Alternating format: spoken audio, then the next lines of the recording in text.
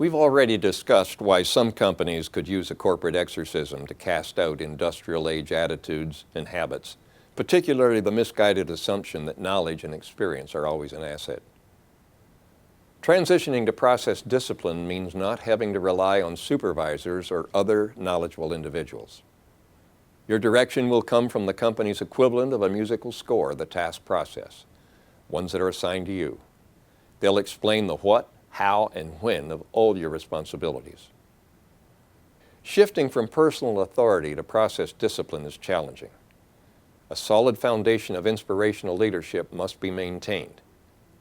It's a motivated workplace where employees regularly recognize each other for cultural value contributions.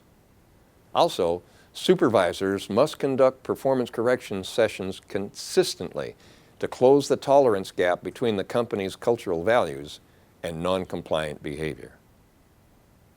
The CEO, executives, managers, supervisors, in fact, anyone with assigned responsibilities, and in this new environment, that's everybody, including you, must govern and be governed by process discipline rather than by personal authority. Trusting process is akin to flying an aircraft using instruments rather than personal perspective. Pilots tell me that learning to use flight instruments does not automatically remove their doubts and fears. At times, instruments may tell them to do something that feels counterintuitive. But with process discipline, there can be no half measure. Process, not your personal opinion or a supervisor's, should be telling you what to do. There is, however, a disciplined method of identifying when a process is not being followed or not working well. Organizing people for work using industrial age concepts such as a departmental organization chart and chain of command reporting structure inhibits customer service, and it drains profits unnecessarily.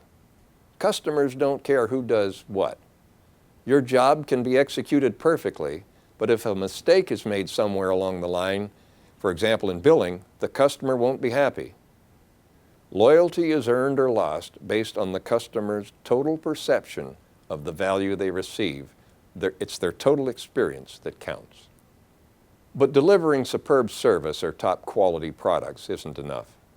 To exist, a company requires ongoing access to investment capital, and access to capital depends on the capacity to deliver profit. Companies going through a manufacturing or service delivery process must do so in ways that will maximize the return on shareholder investment and the bank's need for collateral. Your participation in continuous improvement is essential because you experience breakdowns firsthand. When you identify waste and rework, process owners are charged with taking appropriate action. Without employee identification of process breakdowns, your company will fight the same old fires over and over again. Here's why your personal contribution is vital. When the cause of a recovery is corrected, savings go directly to the bottom line. Companies only keep a small percentage of the revenue they collect. Let's say, for example, that after all expenses are paid, it amounts to 10%.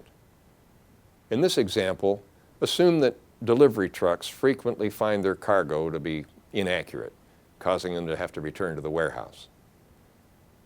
With loaded costs, such repeats might cost $1,500. If it happens 3 times a month, that's $4,500. Once the problem is corrected, a saving of $54,000 goes right to the bottom line.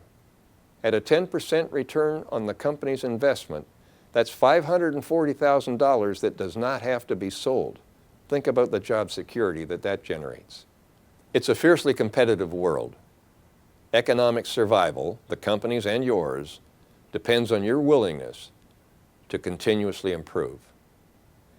If a competitor makes continuous improvement happen before your company, you could be out of a job.